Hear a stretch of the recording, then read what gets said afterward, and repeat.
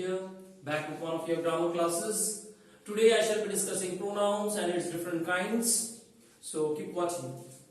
First, what are pronouns? Pronouns, as we all know, are words used instead of a noun. As you can see, I have written over here, the pronoun is a word used in place of a noun. We all the time do not use nouns constantly in our sentences. Once we use the noun, thereafter the pronoun follows. Okay, so that is what is written in the next part. The noun acts as the antecedent. The noun acts as the antecedent, and the identity of the pronoun is made clear by it.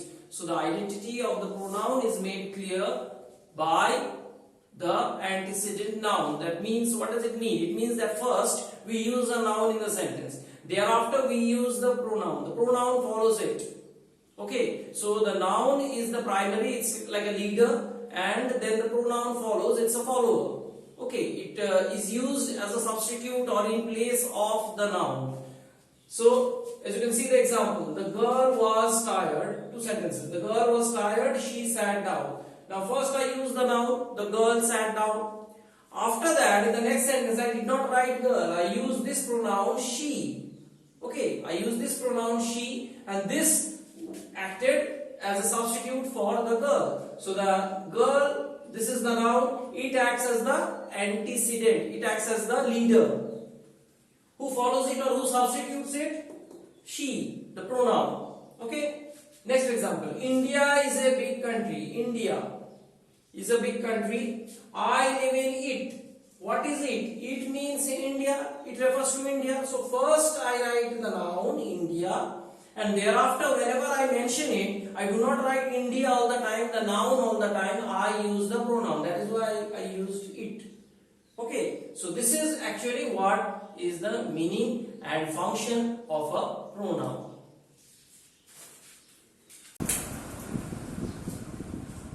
Now we come to the kinds of pronouns. Now we come to the different kinds of pronouns that we will be discussing one after the other. First one, as you can see, I have written personal pronouns. They in particular refer to persons, things, etc. Let's see. They refer to a specific person or thing in a sentence. Okay, they refer to a particular or a specific thing in a sentence. They refer to it. Okay. Now it can be divided into two groups. This can be divided into two groups. What are the two? Very simple.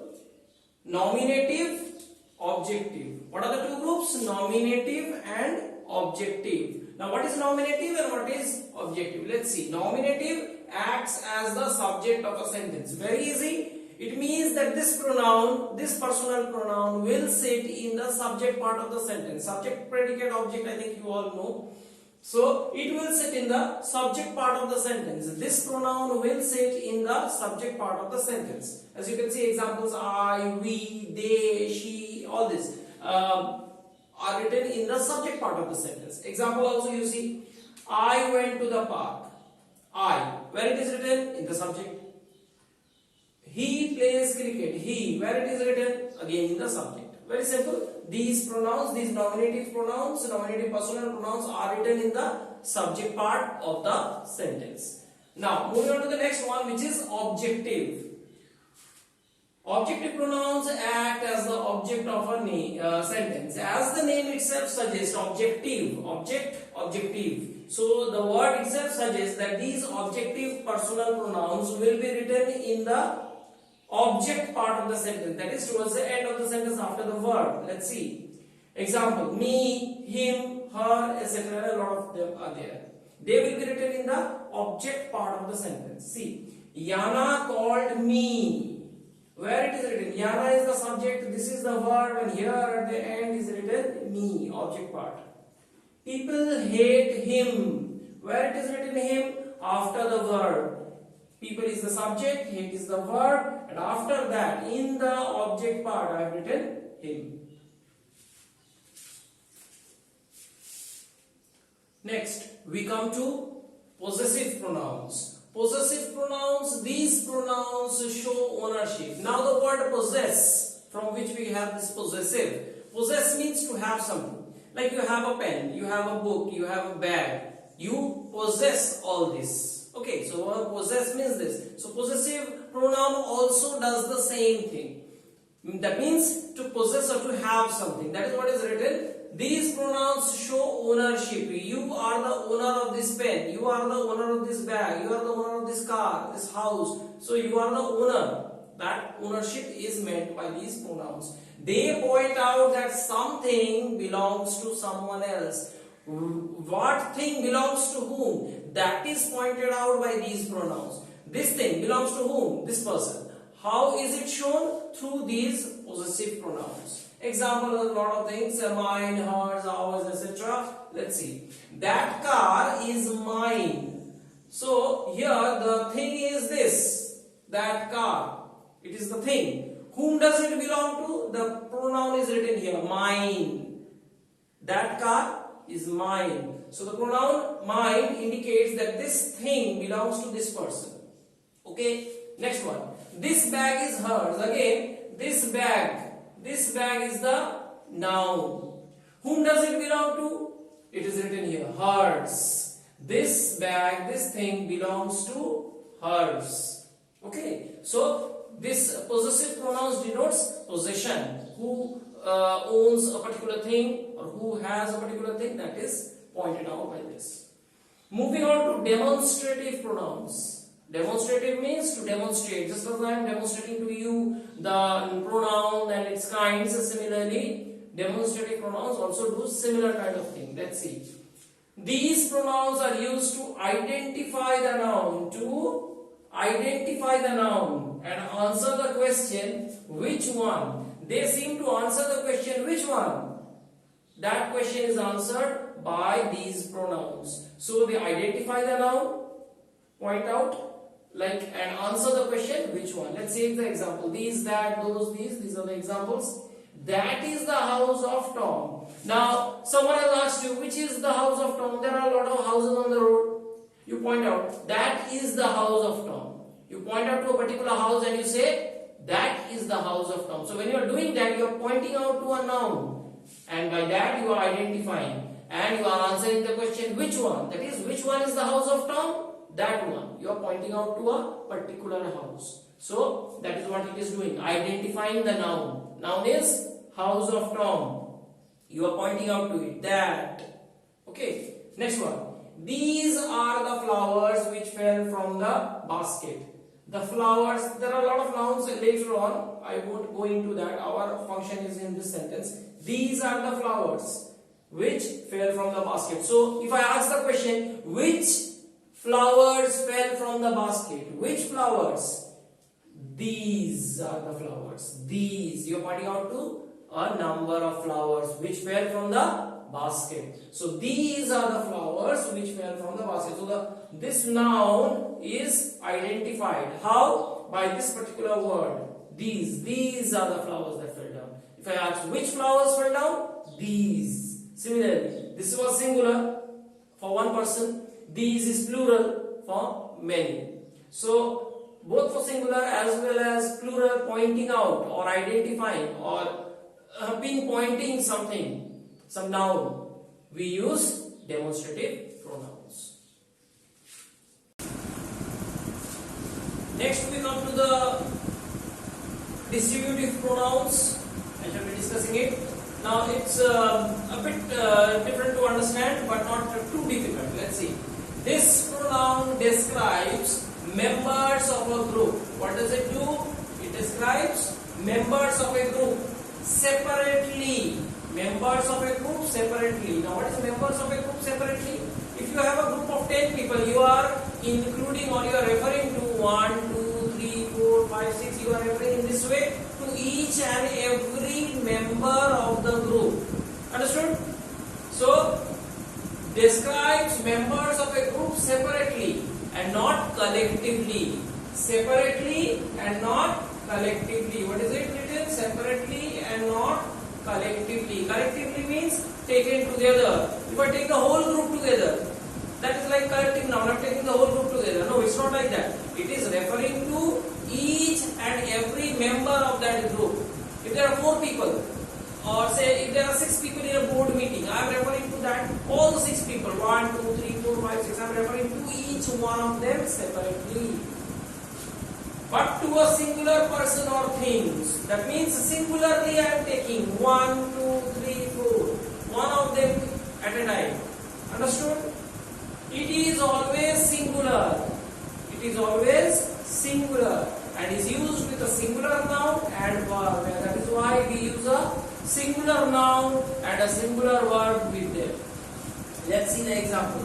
Words like each, every, either, neither, and a lot of them are there. Okay, these are the examples. Let's see. Each of the girls draws a picture.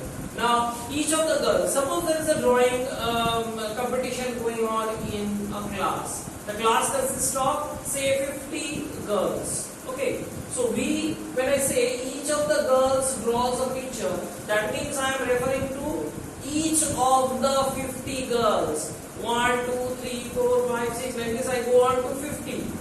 Each one of them separately, not the whole class of girls. See, it is not written here, the whole class of girls are drawing pictures. It is not written like this. It is said each of the girls. This word each, this is the pronoun. Each of the girls draws a picture. That means 1, 2, 3, I count each of the girls as if by meaning this, each of the girls.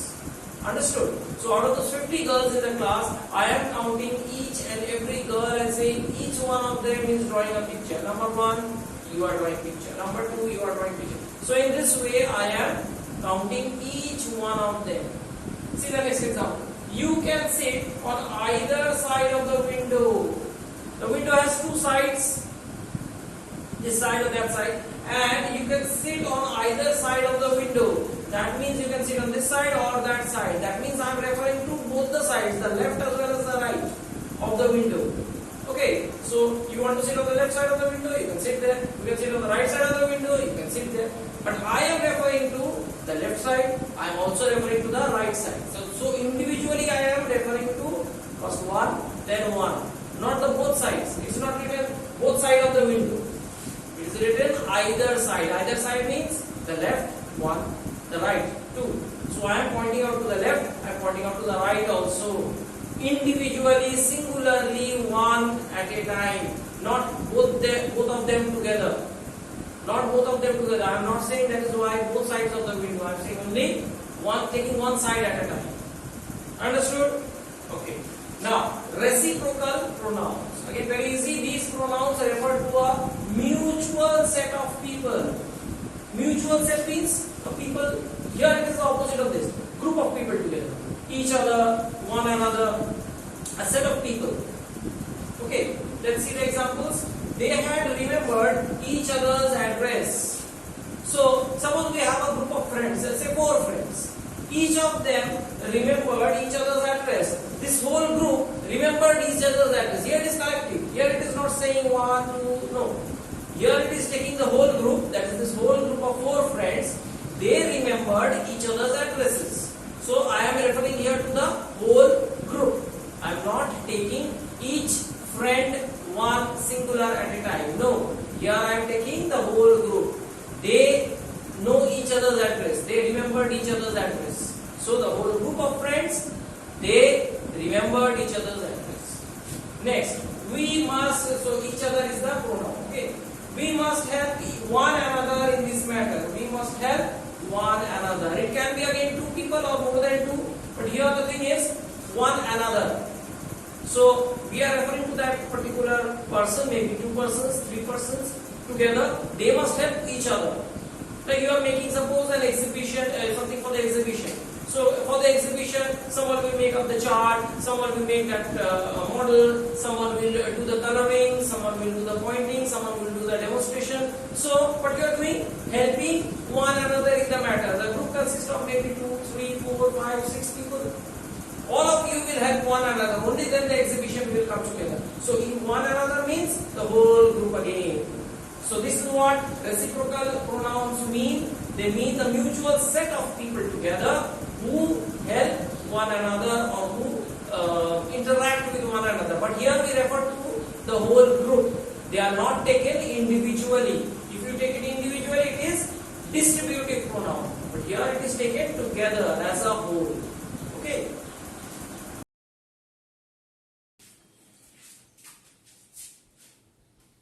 Now the next pronoun is quantitative pronoun. As the word suggests, quantity. From quantity we get quantitative. So here, let's see, they are also known as quantifiers. We also know these pronouns as quantifiers. It is a form of indefinite pronoun. Indefinite, that means it is not particular, pointing out to something. No, it is indefinite, which takes the place of a noun for an amount that is unknown or unnamed. As the name suggests, quantity, so it refers to an amount, but that amount is unknown and unnamed. So that unknown or unnamed quantity is referred to by quantitative pronouns. Let's see the examples. Like words like each, enough, little, less, and a lot more are used in quantitative pronouns. Example, you had enough. That is, you have already you have eaten two bowls of rice. After that you write you had enough. You had 2 bowls of rice. You had enough. So enough means referring to that amount which you had already eaten. You had enough. Similarly, each has something to say. Each. How many number of people? We do not know. Each has something to say. Each of these people have something to say. How many people? We do not know. The amount, the number, we do not know. Here, you had enough. We do not know the amount, but we know that it is a certain amount of things. So, here it refers to an unknown or unnamed quantity. It may be countable, it may be uncountable. As you see here, each has something to say. You can count. It is countable. So that in that case you can use it. You had enough. Enough means again an unknown quantity. So that also is referred to here. Okay. Interrogative pronouns. Now the next one. Interrogative pronouns. As the word suggests interrogative, you can understand it deals with questions. That's exactly what it does. These pronouns are used only in reference to a question, using words like who, which, what, whom, etc. So these pronouns are used only in reference to a question, only in questioning, as the name suggests, interrogative, using words like these. So let's see. Which one of these books is hers? So there are a lot of books. You are saying which one? That means indirectly you are referring to a book. When you are referring to a book, you are referring to a noun. So instead of a noun, you are using which one, that is which. So this word interrogative, which, becomes that word which points out to a certain book. But instead of the book, I am not writing book, I am writing which.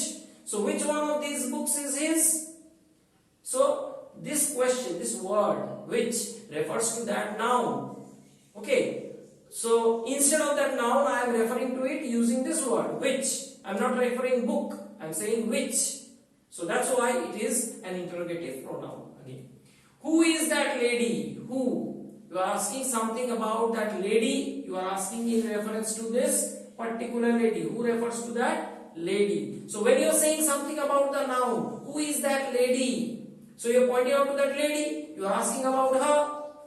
You are asking a question about what? About the noun. So you are questioning the noun. You are using this word for that noun. So when you are using it for a noun, it becomes a pronoun.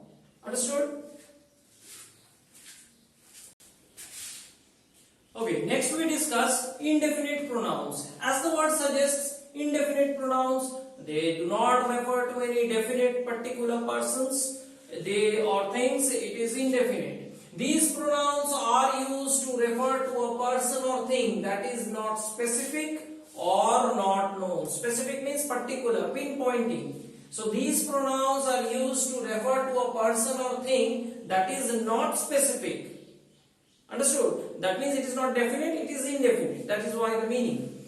They are used to identify a general group of people or things. They are used to identify a general group of people or things. That is what they are used to refer to. Example, everyone, anybody, most, few, many, and a lot of other words are there. Let's see the example. All the seniors were given farewell. How many seniors? All the seniors. So it is referring to a person or thing that is not specific and unknown. How many seniors are there in this group? We do not know. All refers to all of them. We do not know that number exactly.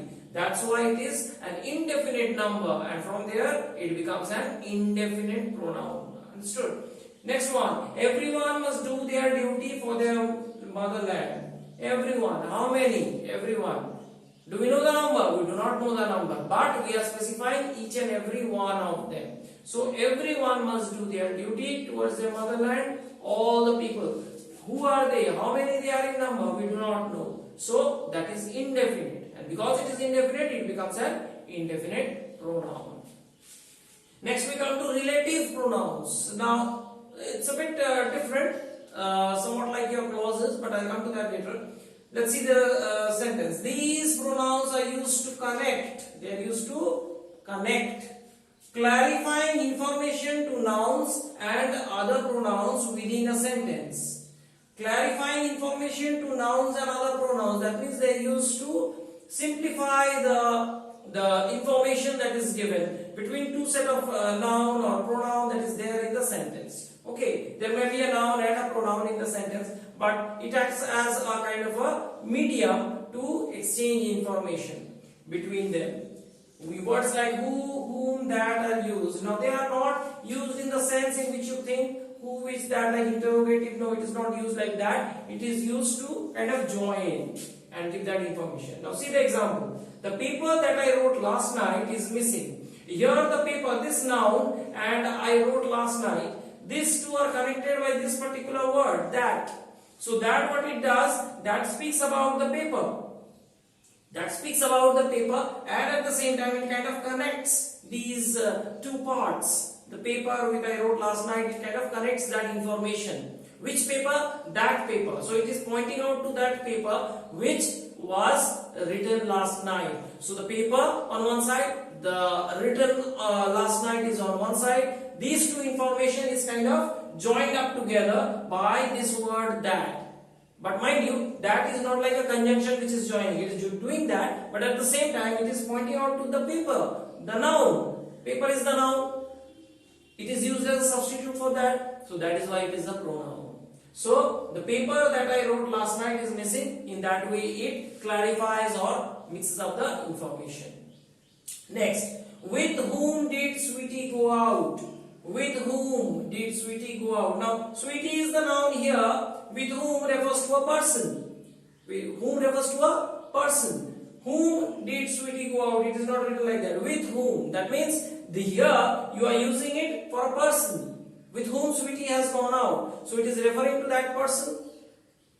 The information. So it acting as a connection between Sweetie and that person. With whom did Sweetie go out? Who is that person? The person is a noun. Instead of that I am mentioning this pronoun, whom. So with whom did Sweetie go out? And at the same time it is joining out the sentence also. So this is what a relative pronoun does. It connects and at the same time clarifies information that is there in the sentence. It may be one, it may be two. They are all joined up together using this relative pronouns.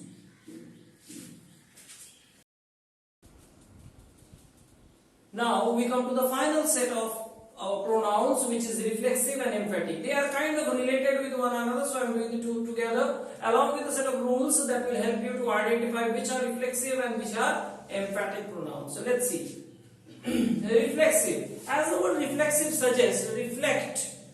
So when we look at the mirror gives back or reflects back our image back to us, and that's where we see ourselves in the mirror. So similarly, reflexive also does a similar kind of thing. It reflects back. So what does it do? In these pronouns, the action of the verb turns back on the subject. Action of the verb which doesn't go to the object, which is towards the end of the sentence, it turns back to the subject. So the subject and the object are the same person. So the subject and the object are the same person literally. Let's see the example, you will see. Now words like myself, ourselves, themselves, himself, ourself, herself, all these are examples of reflexive pronouns. See the sentence. Nina reads to herself every day. Now who are the persons? One is Nina. Nina reads to whom? to herself. Who is herself? The action from here goes back to the subject. So Nina reads to herself. Who is herself? Herself is Nina. So the action of the verb goes back again to the subject, making the subject and the object the same person. That is exactly what is the meaning of reflexive pronoun. So it returns back like a cycle. It returns back or ricochets back. We blamed ourselves for the mishap. We blamed whom? Ourselves for the mishap. Now, leaving out this, we blamed whom? Ourselves. Who is ourselves? Ourselves is the first part, which is the subject, we. So, ourselves and we are the same person. So, it refers to the same person. So, similarly, here the action of the verb moves on to ourselves and then searching who is ourselves? We. It goes back here. Understood? So, that is what a reflexive pronoun does. Moving on to emphatic pronouns. These pronouns are used immediately after the noun for the sake of emphasis. So from the word emphasis comes emphatic. What is emphasis? When you say something with force.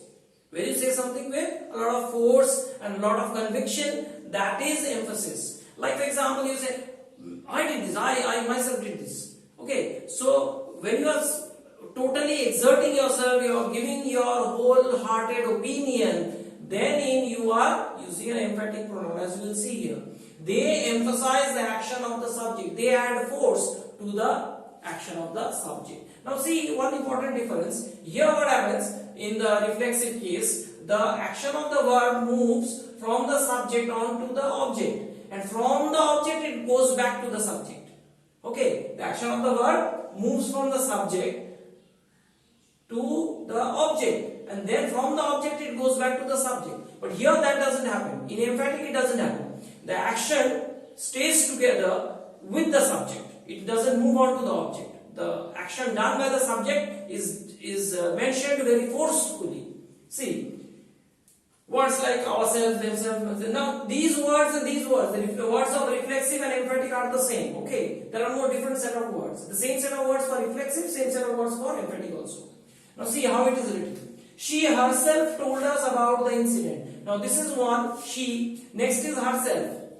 So when you write two pronouns together, she and herself, what does it do? It adds force. She herself told us about the incident. She herself told us about this. When you say that, automatically there is force in that particular sentence. She herself told us about it. So this acts as a double force to the subject when you are using two pronouns at the beginning.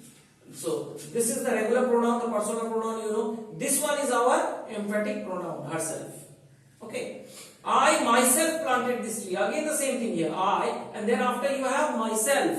Myself is the emphatic pronoun. It is adding force. This is our emphatic pronoun, myself. I is the personal pronoun. So what it does is, it adds action or it adds force to this action. I myself planted the tree. So you are adding force to your particular part of the subject of the sentence when you are using these. So you can see here the difference between these two, reflexive and emphatic. Now I shall go on to explain to you how you can differentiate what is emphatic and reflexive. Okay. Now, two short rules with the pronouns that we have already done. These are not actually pronouns, but these are small rules with regard to the pronouns and their usage. As I told you, that I shall be telling you how to identify the emphatic and the reflexive pronoun. So this is one rule. An emphatic pronoun can be removed from the sentence without affecting the core meaning. What is the core meaning? Core meaning means the actual meaning, the main meaning of the sentence. So if you remove the emphatic pronoun from the sentence, the main meaning of the sentence does not change. Again I am repeating, if you remove the emphatic pronoun from the sentence, the main meaning of the sentence does not undergo a change. It remains the same. A reflexive pronoun on the other hand is indispensable. Indispensable means you cannot remove a reflexive pronoun because it will affect the meaning of the sentence, and it is indispensable means it is compulsory for you to write it. If you do not write it, the meaning totally is missing. We will see from the examples. Let's see. First one, she herself cut the cake. This, as you know, is an example of emphatic. Okay, so here what happens is there are two nouns. This is our regular personal pronoun and this is our emphatic pronoun. Suppose we remove this particular word, pronoun from here. What happens? She herself cut the cake. Now it becomes she cut the cake. Does it affect the meaning of the sentence? Affects it a little bit, but the essential core meaning of the sentence does not change. We can understand what is being said. She cut the cake. There's no force here, of course. If we had added she herself, then it would have added force to it. But here it is okay, but we still get the meaning. She cut the cake. We get the meaning. So it doesn't affect the meaning of the sentence. Now the second example is reflexive. Okay. Let's see. We blame ourselves for the accident. Now we is the personal pronoun, that is okay. This is our reflexive pronoun. What we do? Suppose we remove this. With the reflexive pronoun, the meaning is okay. We blame ourselves for the accident, the meaning is okay. With the reflexive pronoun. But suppose we remove the reflexive pronoun, what happens? We blame for the accident. Does it make any meaning? Of course not. It doesn't make any sense. So that is why it is said that you can remove an emphatic pronoun from the sentence without affecting its core meaning or main idea. But you cannot remove a reflexive pronoun because it will affect the meaning of the sentence. The meaning of the sentence will be affected. It won't make any sense. So, if you are given in your exercises to choose, identify the reflexive or the emphatic, this is the rule which you have to use to identify which is the reflexive pronoun and which is the emphatic pronoun. Okay. Now, a small rule other than this. If reflexive pronoun is replaced by reciprocal pronoun, the meaning changes totally. Now, in many cases you may replace reflexive pronoun with the reciprocal pronoun, but you do not know that the meaning has changed. The sentence may appear okay, but the meaning has undergone a change. Let's see how. See, here I have a sentence. Ria and Tina blamed themselves for the loss. This is reflexive. Okay, this is reflexive. Okay, what is the meaning here? Ria and Tina blamed themselves for the loss. If I write this sentence, what is the meaning? Ria blamed herself, Tina blamed herself. That means Ria is saying, no, it is my negligence that caused the accident. Tina is saying, no, it is my negligence, because of me the accident took place. So they are blaming themselves. Ria blaming herself, Tina blaming herself. Understood? If I use this particular word here, themselves.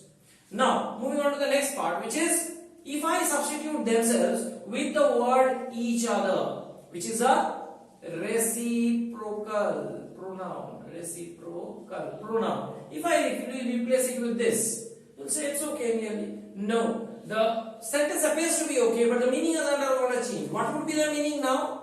Ria blamed Tina and Tina blamed Ria. So the meaning has undergone a change. Here they were blaming themselves. Ria was saying, no, the loss is because of me. Tina is saying, no, the loss is because of me.